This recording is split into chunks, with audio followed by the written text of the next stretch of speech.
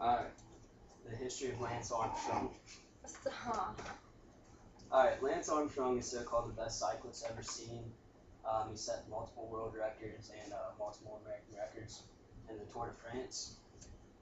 Lance was born September 18th, 1971 in Texas. He was raised by his mom Linda in the suburbs of Dallas. Armstrong was very athletic from an early age. He began running and swimming at 10 years old and took up competitive cycling and triathlons. At the age of 13, he competed in a triathlon that was a 1,000-meter swim, 15-mile bike ride, and a 3-mile run. At 16, Armstrong became a professional triathlete. He was the national sprint course champion in 1989 and 1990. Armstrong then chose his sport cycling, which was his strongest and his best. So during his senior year of high school, the U.S. Olympic developmental team asked him to train with him in Colorado, and he left high school to do so, in which he then later got his GED after he was done training for them in 1989. The following summer, he qualified for the 1990 Junior World Team, placed 11 in the World Championship race, which was the best since 1976, and he was that young when he did it.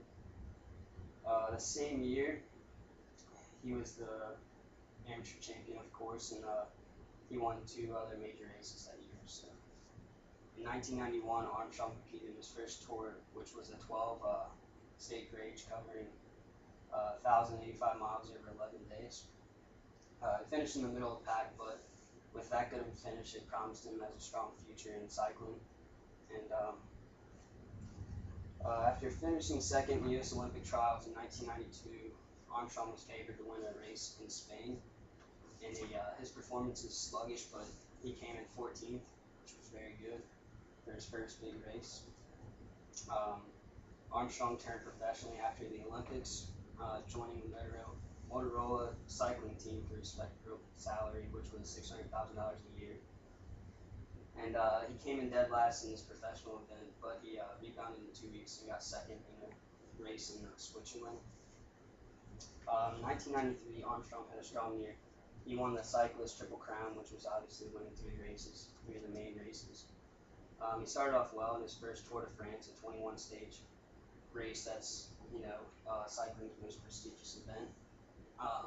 He won the 8th stage of the race, then later fell to 62nd place, so he had to pull out of the race. He pulled out because there was obviously no chance of winning the race for him.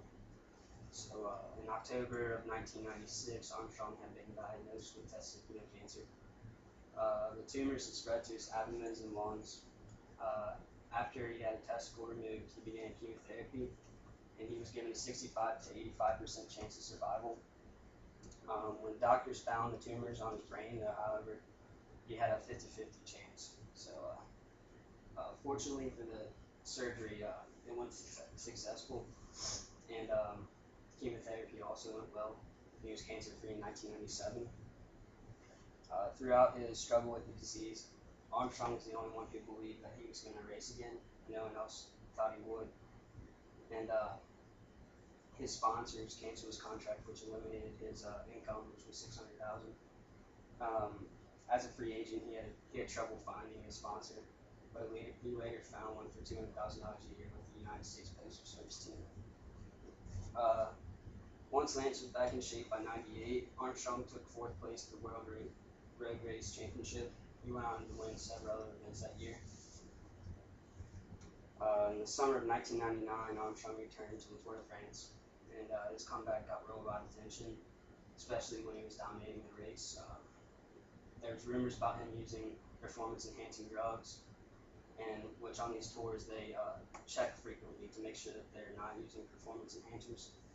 And he described himself as the world's most tested athlete. From 2008 to 2009, Armstrong had 24 unannounced drug tests, and all of them were negative.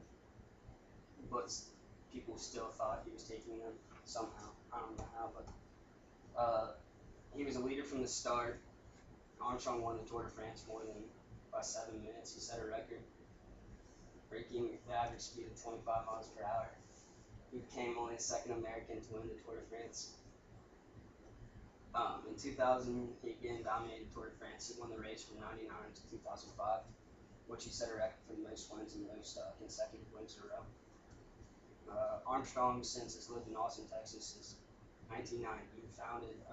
In 1996, he founded Lance Armstrong Foundation of Cancer, now called Livestrong. You can purchase Livestrong apparel, and a certain amount of money will actually go to the cancer foundations. 81% of sales goes to it. Since 2009, $38 million were raised, and the Lance Armstrong Foundation total has raised over $250 million, and the Livestrong Challenge, which is buying the bracelets and buying the shirts and whatnot, has raised $40 million. Lance Armstrong's a good role model for people just because of his struggles and how he achieved his goals and how he never quit with what he was doing, and he just loved what he was doing. So that's about it.